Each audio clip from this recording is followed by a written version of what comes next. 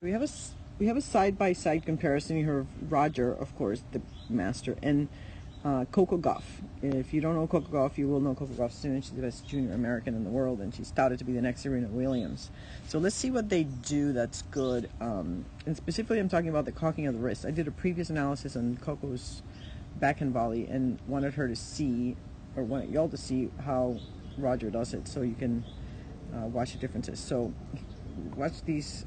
That was fast motion. So you saw me in fast motion. Now let's go through the slow motion. Okay, so good shoulder turn. Now at this point, watch Roger's wrist. See, like he's severely cocked his wrist. Like his wrist is almost pointing to his face, whereas Coco's is pointing straight up. Well, those arrows are the same, but hopefully you can see how on Roger's cocking of the wrist, like wrist is pointing at him and Coco's is pointing straight up at the sky.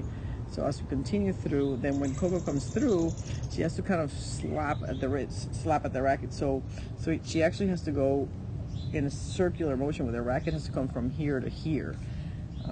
You can see that she goes up and down, which you don't want. And then what we have from Roger over here is a pretty straight forward momentum to the ball, or forward linear hit to the ball. So let's watch that one more time.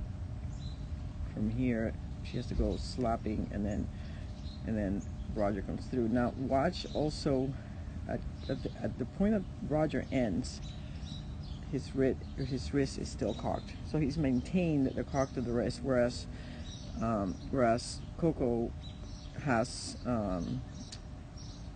Let's see if we can watch her at the end.